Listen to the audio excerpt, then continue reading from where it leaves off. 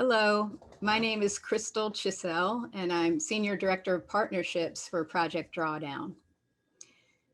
We know that existing climate solutions, proven technologies and practices, can reduce concentrations of greenhouse gases in the Earth's atmosphere and help us reach drawdown.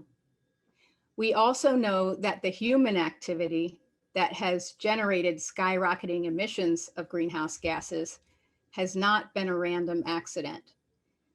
It has been enabled by a framework of values, mindset, economic and political principles, laws, and regulations. This prevailing set of conditions is the climate, if you will, in which we have created global warming, climate change, and their consequences. To stop catastrophic climate change and to survive the consequences until we can stop it, we need a new climate in which implementation of climate solutions can increase across the board. We need a new set of conditions to operate within.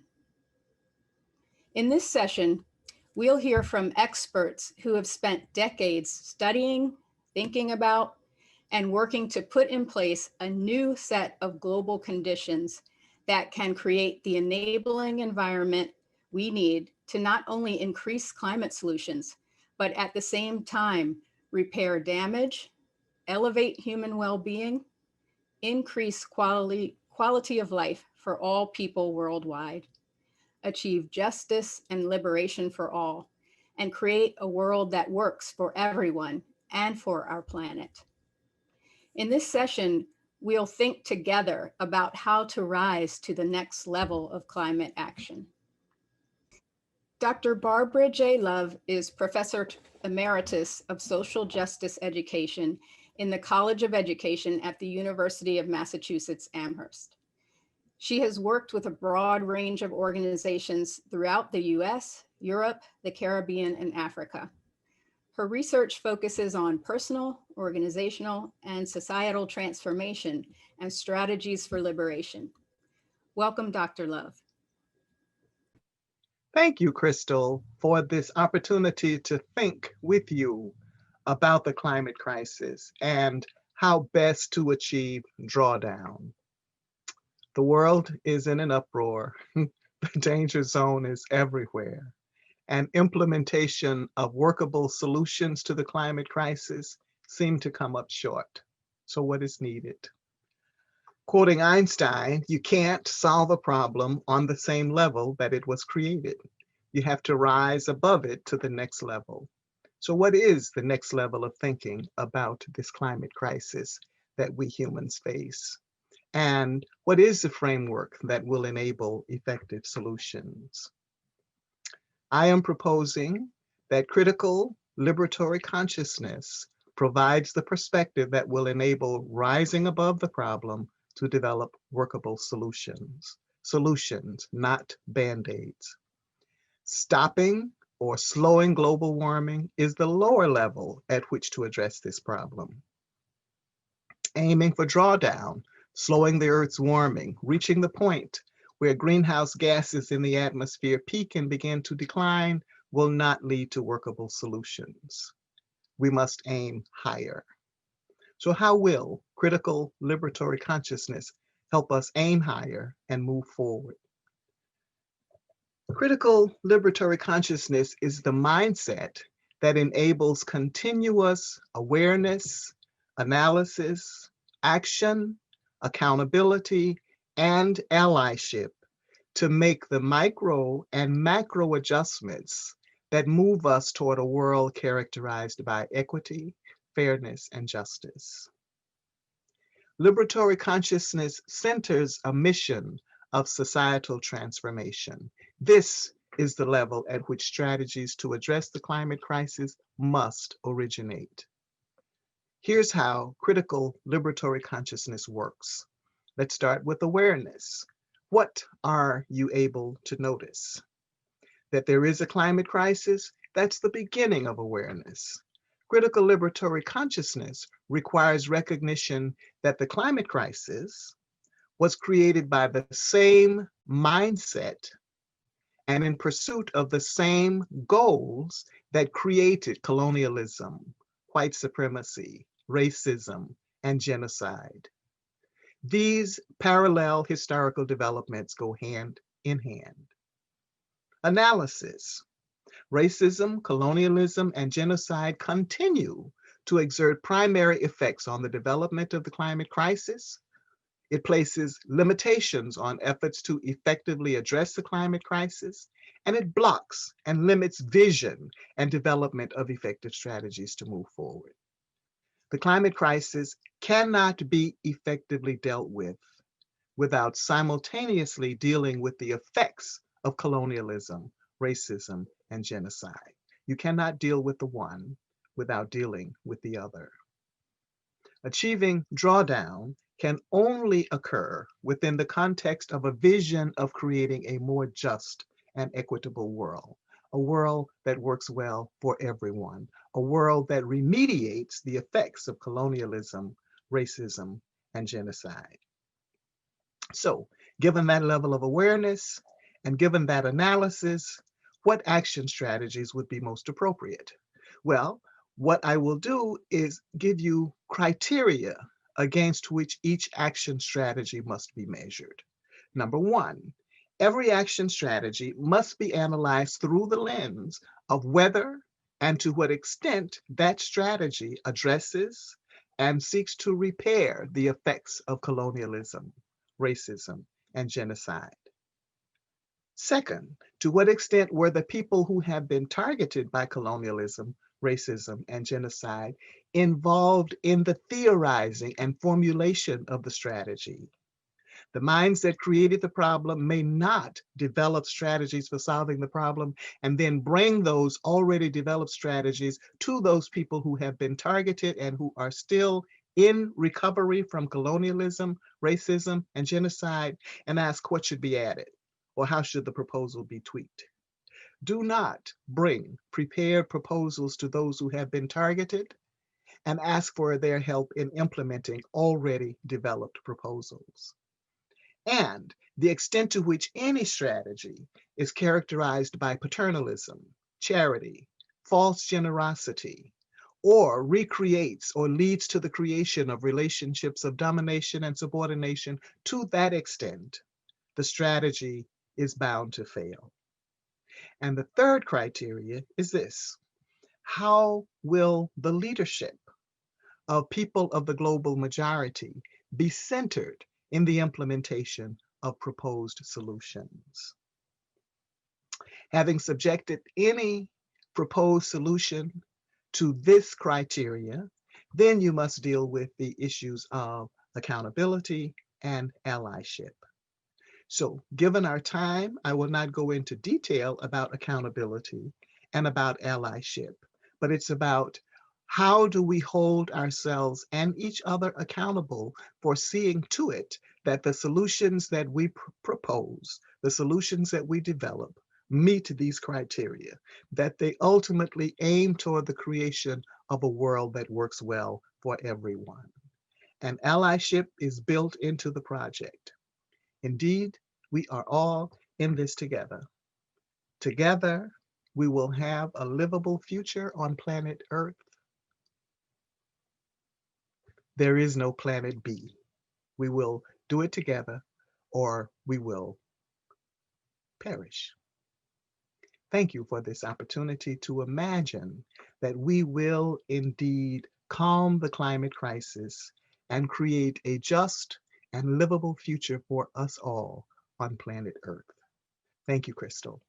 Dr. David Anderson Hooker is Associate Professor of the Practice of Conflict Transformation and Peace Building at the University of Notre Dame. He has more than 30 years experience in conflict transformation, peace building, and community organizing, and has managed multi-party conflicts across the US and around the world. Welcome, Dr. Hooker. Thank you, Crystal. I'm very excited to be here. Hello, my name is David Anderson Hooker. I am a professor of the practice of conflict transformation and peace building at the University of Notre Dame in the Kroc Institute for International Peace Studies. In both my scholarship and my practice, I recognize that achieving a sustainable and quality peace requires the establishment of an integrative and architectonic narrative that supports the conditions that make for peace. When I say integrative, I mean that it should be a narrative in which all issues, anything that would impede the survival and the flourishing of any species, is addressed. Both human and non-living species have to be considered in an integrative narrative. When I say the narrative must be architectonic, that is to say that in addition to personal actions and in considering the relational aspect, we have to attend to building systems and structures that are both adaptable and resilient, but their primary function is to encourage the full flourishing of all. Addressing issues of climate and pending climate change must be an integral part of the narrative. Said differently, any preferred narrative of the future must include all aspects of our existence. Our task, as one of my colleagues often reminds me, is to build a shared narrative or a preferred narrative of a shared future. When considering peace, scholars, practitioners alike recognize that behaviors, relationships, systems all habitually conform to dominant narratives or one of several competing counter narratives. And from psychology, we understand that you can never actually break a habit. You can only replace it. So in order to address peace, which necessarily includes the creating a sustainable, livable climate, we would do well to follow Buckminster Fuller's admonition. Fuller says that in order to change an existing paradigm, you don't struggle and change the problematic model. You create a new model and make. There are clear problematics with the current dominant narrative that must be replaced. Much of the current institutionalized social order is based on globalizing, neoliberal, financialized forms of capitalism that favor hierarchy, extraction, and disposability. This is an inherently unstable social order that creates the illusion of scarcity, pits one group against another, and is prone for both peace and environmental destruction. Replacing a dominant narrative is needed, but what also is needed, what we also need to know is that moralizing will be insufficient. The preferred narrative of a shared future must be both compelling and have a pathway to it. So here's my take.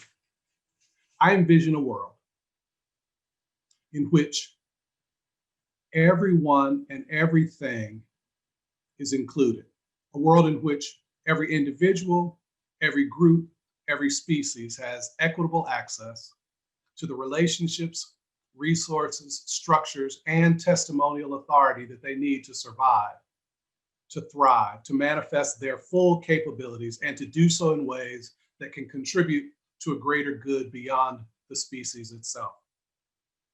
Relationships where people are not intentionally, deliberately segregated from one another. Resources prioritized to develop and expand in ways that are sustainable, reproducing, and replacing those that are extractive, diminishing, and harm producing. We know that form follows function, so the structures and the systems have to all point towards sustainability, justice, equity, and well-being. And testimonial authority. Who is it that is to be believed? People who have been previously marginalized are to be believed, and we find ways to listen to the earth and the spirit of the earth.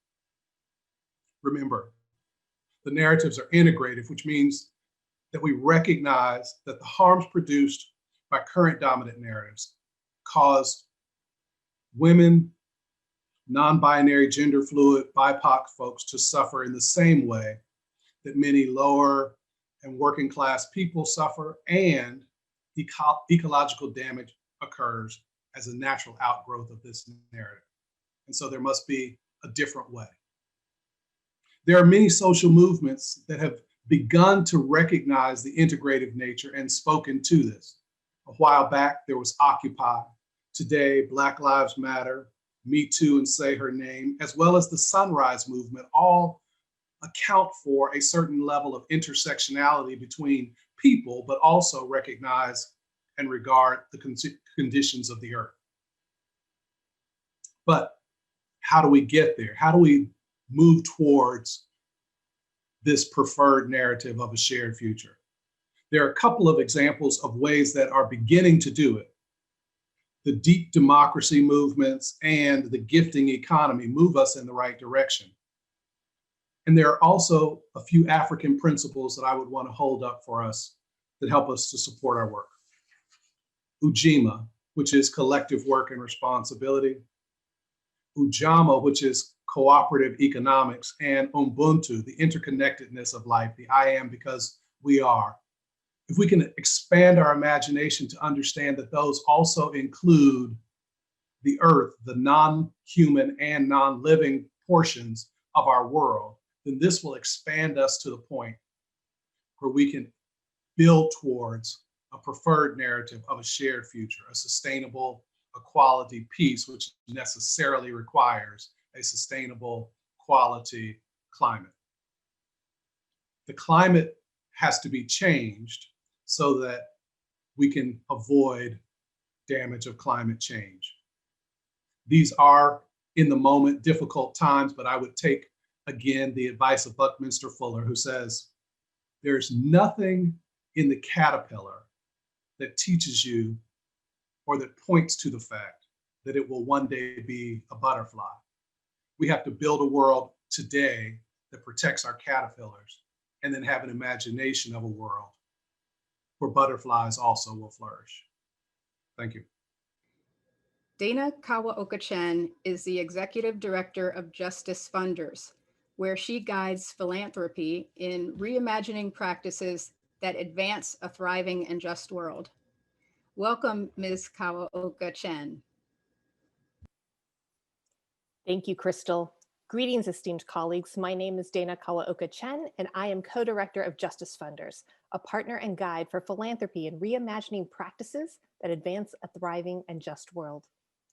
In April 2020, activist and author Arundhati Roy wrote, quote, "Historically, pandemics have forced humans to break with the past and imagine their world anew. This one is no different. It is a portal, a gateway between one world and the next," end quote. For the next 7 minutes, I invite you to join me in an imaginary portal to a new world. Begin by closing your eyes or softening your gaze. Allow me to be your guide as we travel in time to 30 years in the future. Take a deep breath in, let it out, and here we go. It's 2051. How old are you? How old are your children? Do you have grandchildren? Great-grandchildren? Inhale deeply and note the ability to take a full, round, deep breath, not tainted by smoke. The Californians in the room will remember how more than a third of our state burned in the late teens and early 20s. That was when we relied on incarcerated people to fight fires on lands that we viewed as a source of profit. The combination of racial injustice and climate disaster led to land back campaigns that gave Indigenous forest stewards the resources to manage the land as they had since time immemorial. The success of these efforts renewed support for tribes in Oklahoma who were in long contested fights to be recognized as sovereign nations. Wins in Oklahoma led to land in Hawaii and Canada and across the globe to be rematriated to Indigenous stewardship, halting generations of trauma as a result of colonization. Do you recall how during the global pandemic of 2019 to 2023, the United States Congress passed an emergency charity stimulus bill after more than 100,000 nonprofit organizations across the country were forced to close their doors? An outcry for increased regulation on philanthropic wealth resulted in a series of laws mandating payouts from donor advised funds within 10 years, minimum payouts of 10%, and the prevention of endowments from being invested in the stock market significantly changed how philanthropic capital was governed. These new laws channeled philanthropic assets into municipal bonds and community development loan funds, which stabilized local municipalities. Coinciding with the passage of the Breathe Act, local cities finally had the resources to make investments in the commons, funding alternatives to policing. We witnessed huge shifts to public education with dramatic differences in per pupil spending because resources were no longer allocated by zip code. Backlash against billionaires spurred community efforts to retain the wealth that their labor created, leading to a growth in cooperative businesses. Frustrated with large corporations who ran their businesses off a contingent workforce that didn't provide minimum labor protections or benefits, much less keep their employees safe during the global pandemic, we saw growth in unions. Worker power and ownership really grew during this period. Local communities began to create their own infrastructure for community wealth through mechanisms like community land trusts, which accelerated efforts to decommodify land.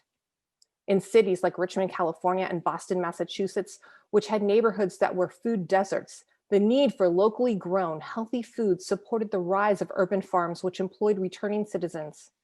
The local farms provided produce to cooperative restaurants and stores that also worked with cooperative composters to take commercial and residential food waste to create regenerated soils to sustain the farms. These successes transformed our agricultural practices, so rather than relying on large commercial farms, regenerative farming practices gained prominence, creating food sovereignty.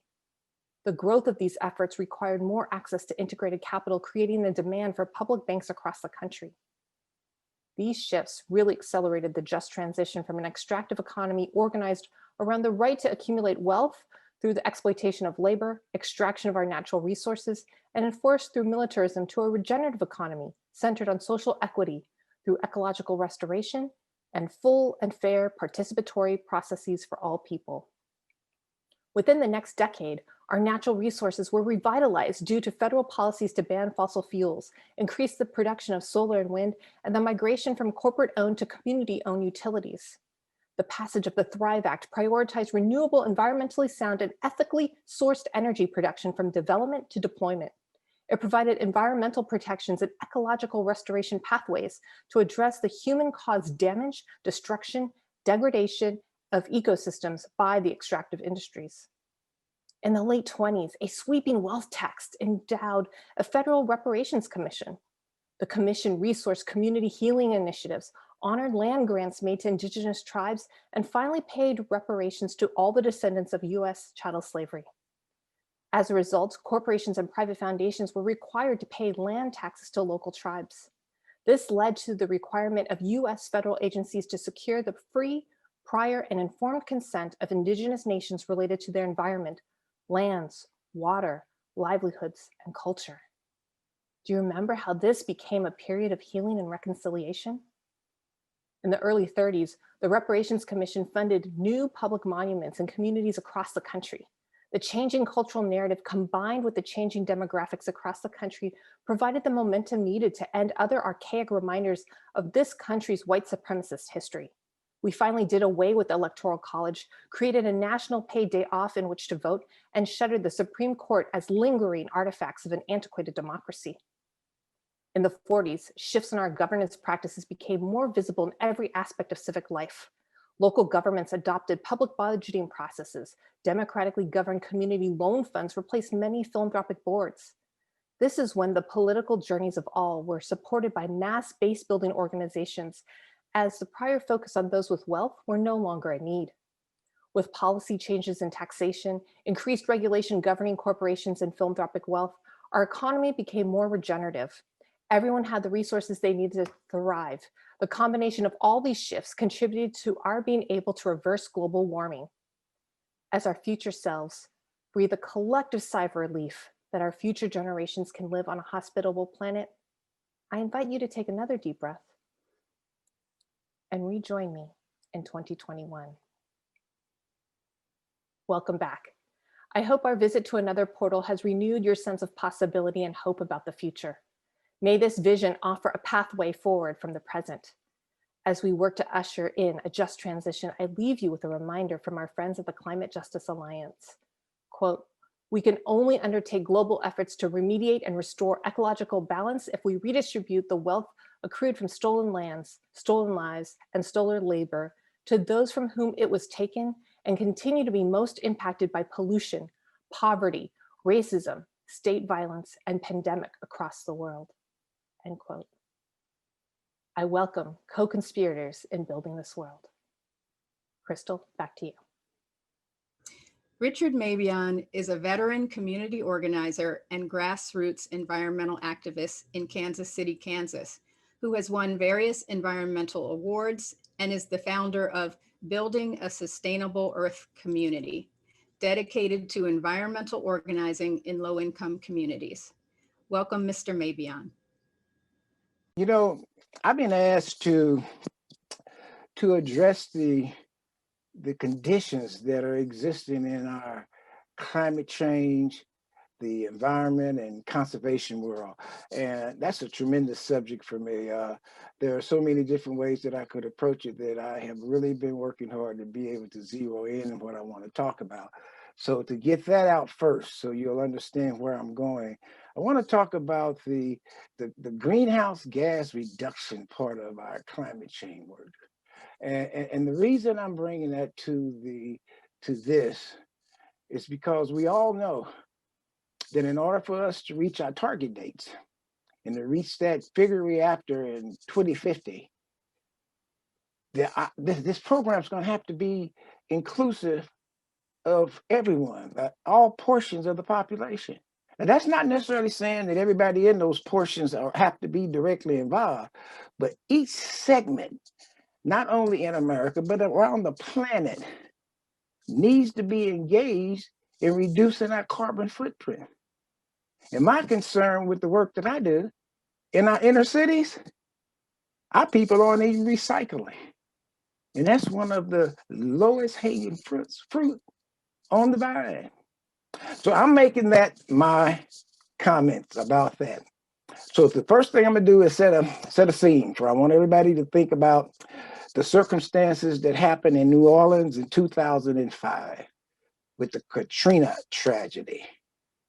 And I want you to think about when the nightly TV shows were on the news, how they showed people that just milling around, looking lost, confused, clueless.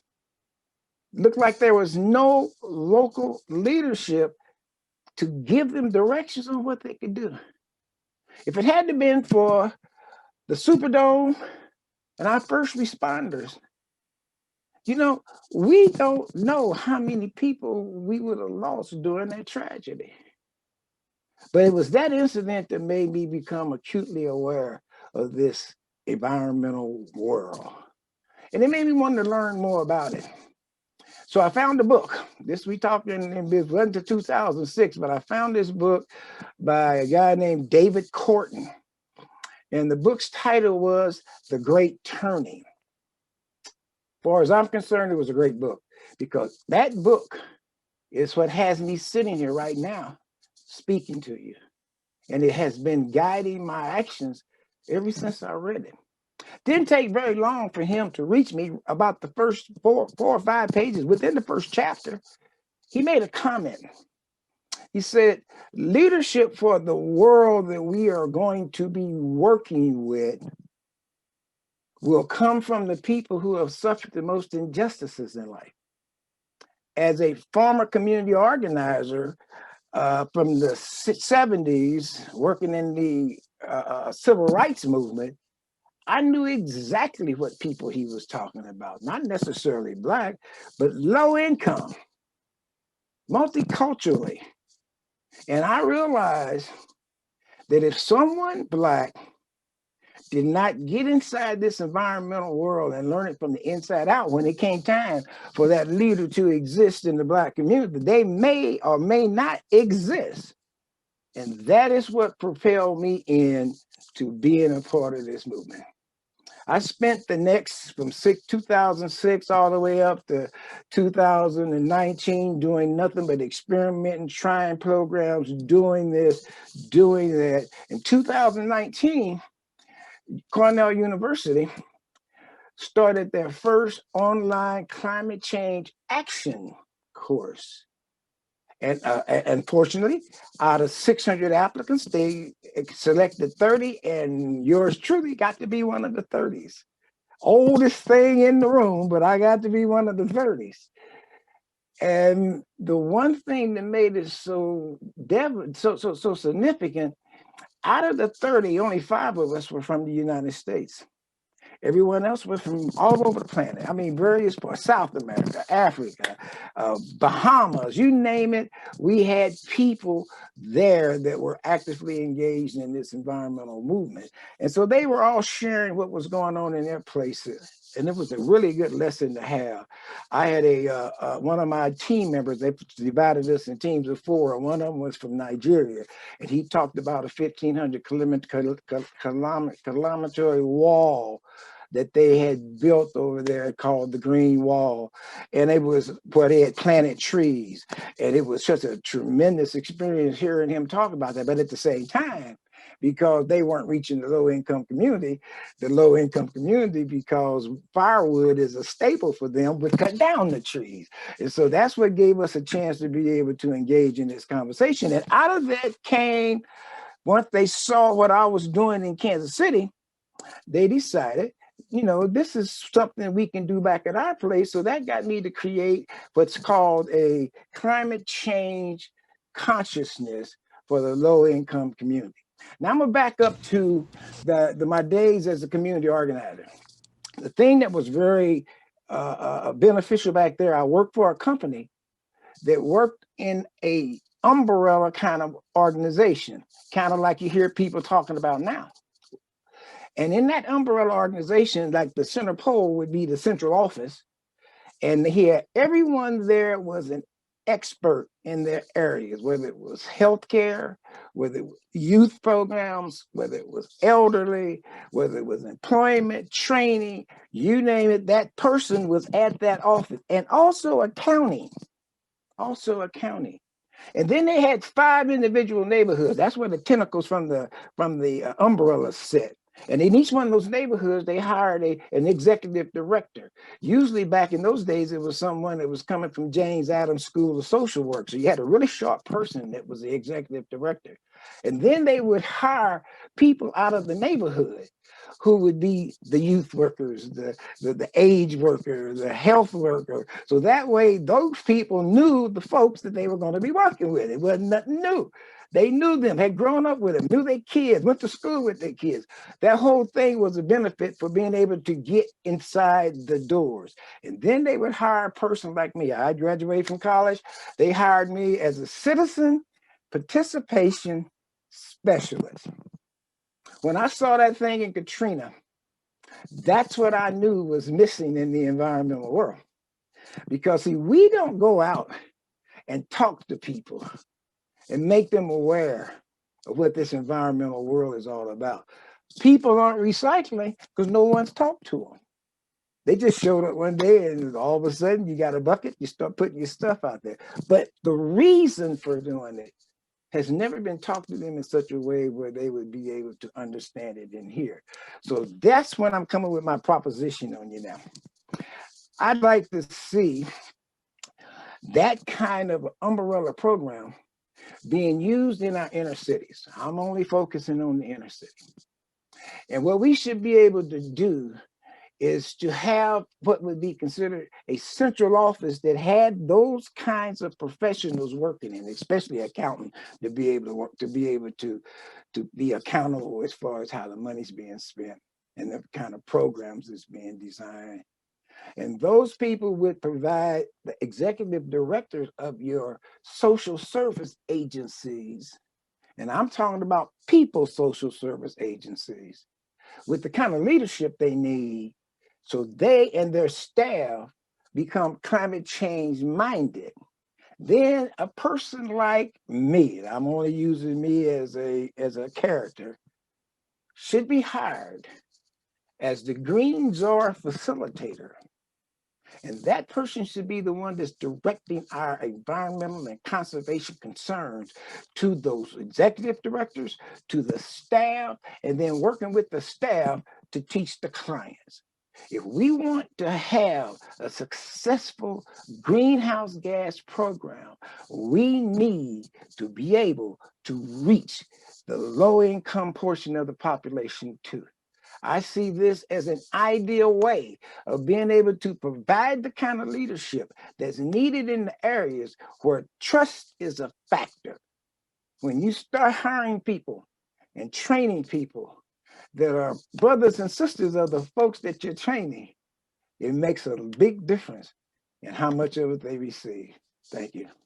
Asad Rehman is the Executive Director of War on Want, a charity in the UK working on issues of global poverty, human rights, and climate justice. He has over 35 years of experience campaigning around social, economic, climate, and racial justice issues, as well as being involved in global movements around climate justice and migration. Welcome, Mr. Rehman. Thank you very much for the kind introduction and the invitation to join so many inspiring voices from all over the world. I want to begin my brief remarks by reiterating a truth that is universal. Yet for centuries, people all over the world have worked for, marched for, and died for, hoping for it to be realized. That is, everyone, simply by being born into our world, has the right to a dignified life. And I think it's this lens that must guide all of our discussions. We know full well that our planet's richness lies in its diversity. Despite our immense plurality as human beings, we're of course all bound together by common needs and hopes. All cultures and peoples value health, joy, love, care, and justice. And we all strive for lives with meaning, freedom, and safety. Yet we know that the world does not reflect our dreams. For the majority of the world's population, especially the vulnerable in our societies, life is painful and unnecessarily hard. And yet we live in a time of violent contrasts, colossal wealth and immense poverty, chronic hunger and plentiful food, restrictive systems and abundant possibilities. To understand how we should redirect our collective energy, our intelligence and our ingenuity to solve these problems, I think first we must ensure we all understand how we get here. And that is a story of sacrifice, of centuries of people and ecosystems made disposable, dispossessed for the possessions of a few. And the exploitation of nature, of course, goes in hand with the exploitation of people, expendable facets of the exploitation of expendable lands. And the dominant social and economic system that has been imposed across all of the world, forged in the age of colonialism, has enforced an unwritten law, development through destruction. And this destructive system was forced into dominance. It's created an economy of cruelty and not care. And the many other ways of seeing, of being, and of organizing human life have been sidelined, silenced, and erased. And I think the imposition of this destructive economic system, which of course has been brought to us over centuries, is at the core of this precipice of ecological breakdown, historical inequality, and social division. And so today we face this civilizational crisis, as well as a politics that threatens us all. And of course, in this overlay of multiple crises that make up this complex crisis with many causes, the only way to really do justice to these multiple and multi-causal problems and complex issues is to approach them from multiple lenses and perspectives. And so whilst there are many ways to unpack our current moment and various vocabularies in which we try and explain it, I think there are four key elements which are crucial. Of course, the ecological breakdown, but alongside it, the crisis of inequality, the unraveling of the COVID-19 pandemic, and the systems of oppression that are hardwired into our societies and economies, which if we fail to address, we cannot hope to build the social license needed for the transformation required. Now, we all know that we depend on a planetary ecosystem for life, yet centuries of pollution and plunder have drastically deteriorated ecosystems and brought them to a tipping point. Key biophysical guardrails which allow for human life to safely thrive have already been crossed or are set to be crossed. And that violence that we've inflicted against the environment, of course, it depends on mirrors the violence within our societies, which have been riven by poverties and disparities. And this world of abundant inequalities, where wealth and power is concentrated in the hands of a few, whilst the majority of our fellow human beings have been deprived from one or more of the basic needs required for a dignified life: clean water, nutritious food, affordable housing, sanitation, energy, or adequate healthcare. And alongside that, of course, we all recognize that income inequality has risen in virtually every country in recent decades. And that's been fostered by the unjust trade rules, the debts, the poverty wages, and exploitative relations that date back centuries. And the engine, of course, in recent decades has been the immense concentration of power by large corporations. And it's this acceleration of inequality and breakdown of social cohesion that has also laid the ground for authoritarian politics to flourish.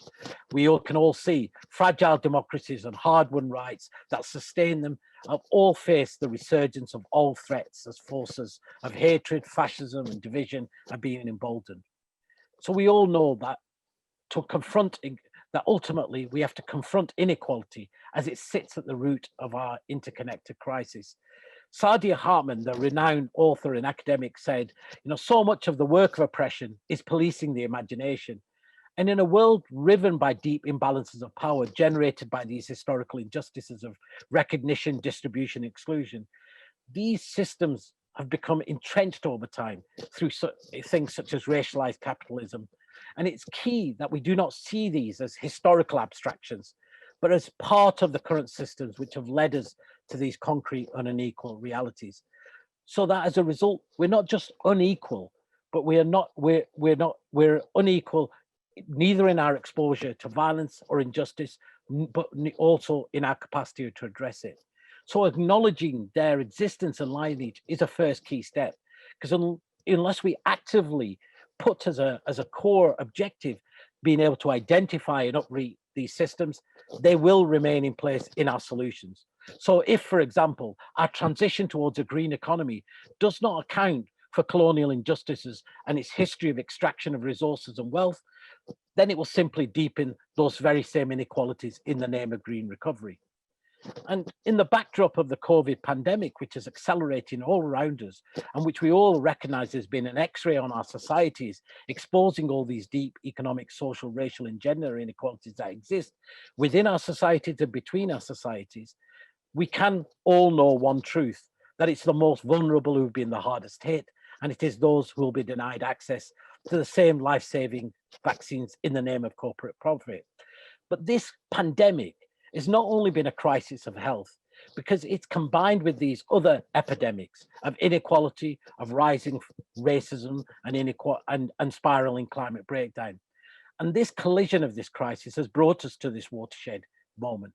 How do we reshape our world? Now, I think the reality is that the majority of global institutions find themselves with their backs to reality. Given the urgency, only a profound change of course will do.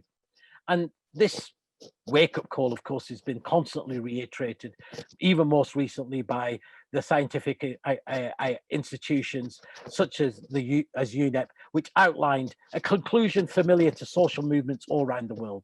A rapid and just transformation of our economy is imperative to prevent cataclysmic further levels of warning. So whilst all the crises we face may be joined up, often our calls for change are still siloed and segmented. So how do we braid together our collective visions? And that really requires us to take effort of care, listening, and dialogue. And it also requires us to be connective in our thinking, organizing, and doing. After all, we all know that intersectional approaches are actually precise approaches. So to address inequality through economic programs, we can't allow that to deepen the climate crisis. Neither can we have a green or climate-friendly recovery that simply sacrifices the South or aggravates the inequalities that make climate violence so devastating. With ecological breakdown, for example, the solution is not simply to look at it as a reduction of emissions, but actually as a reduction of injustices, where every gradient of warming we fail to slow down also needs to be compensated by an equal reduction in deprivation. But this overlapping crisis also hands us an incredible and unprecedented opportunity to build a better collective future. So we know that we have the technical solutions in place to force down emissions while increasing people's access to energy. We know we can construct a democratic economy that respects ecological limits and serves the needs of people rather than the luxurious lifestyles of a small elite. We know we can deliver a better economy. But how do we do this when we have to dance with the double-edged nature of urgency, of doing things fast, but also with attentiveness to the process of action? And that, of course, requires us to operate at multiple levels, at national level, at local level, but also at the international level. Of course, we need to work to popularize and build a new paradigm of dignity and well-being, one that centers plurality of care. And whilst all those obstacles may be great, there is ample hope. And such a hope and a transition, I think, is only feasible through when we say we have to have a reduction in demand, a reduction in and an increase in collaboration, and a harnessing of technologies that can provide sufficient energy for all in this well-being economy. But we know one thing for sure: we can't do this in isolation. You can't tackle a global crisis through a single lens or through a single issue. So of course we need a pluriverse, a joined up effort. When together we can begin to weave what that economy of justice looks like. How do we fight to vindicate life? How do we make sure that the planet is a home for all? And I want to put forward this proposition that to realize that transformation, we need a global Green New Deal. So what is that? Well, when we face a complex, interconnected global crisis, of course, we can see that it's an intricate tapestry of 1,000 threads. But actually, when you focus down, you see within these threads, whilst it's sometimes difficult to prioritize every intervention needed, the global Green New Deal can provide us an opportunity collectively and participatory to identify and prioritize what are the most important interventions, what are the core ideas and demands that can sit within that unpicking of this intricate tapestry. So Robin Kelly reminds us that without new visions, we don't know what to build, only to know what we want to knock down. We can end up confused, rudderless, and cynical. And we forget that making a revolution is not a series of clever maneuvers and tactics, but a process that can and must transform us. And I think the Global Green New Deal can provide that alternative, active and positive vision that fends off the kind of despair that we're seeing that leads us to the minimalist and mainstream stagnation. But the Global Green Deal frame can also act as a useful metaphor for the kind of ambitious global and collective action. So as I said, whilst we know that defining one single framework for the entire world is difficult, if we start with a simple question as I began, if everyone has a right to a dignified life, what does that mean? And what do we need to guarantee that? Then we find ourselves committing to limiting temperatures to prevent a breach of the 1.5 degree guardrail. We find ourselves recognizing that this is decade zero, when we decide how much of the planet and how many people we're willing to sacrifice at the altar of promises to act in the future or betting on future unproven technologies. Instead, if we say clearly that guaranteeing a dignified life means contesting that future with the politics of imagination, it leads us to a place where we're saying we can guarantee energy, food, and water for all as public goods. It means protecting the commons. It means building an economy geared around, of course, caring and sharing, but actually investing in the public services that we've all identified as so critical, from health and education to housing. Of course, it means launching ambitious ecological jobs programs, but it also means eradicating poverty through guaranteed incomes and living wages and social protection. And none of that is possible without eliminating all of that international, racial, and gender-based wealth gap that exists. And so investing in the infrastructure of our marginalized communities based on those communities' terms is critical. And that, of course, goes hand in hand with the need for debt cancellation, for recognizing care, and the reparations that are needed to finance this global transformation. We have been working with movements all over the world, and all of them are weaving their realities and their solutions together and putting people and planet first. And given the immense resistance of political elites and the inertia of the status quo, it is only by the progressive social movements that provide us with the hope to build the kind of significant power and the energy behind both a collective vision and a political framework that will lead us out of this multiple crisis. Thank you.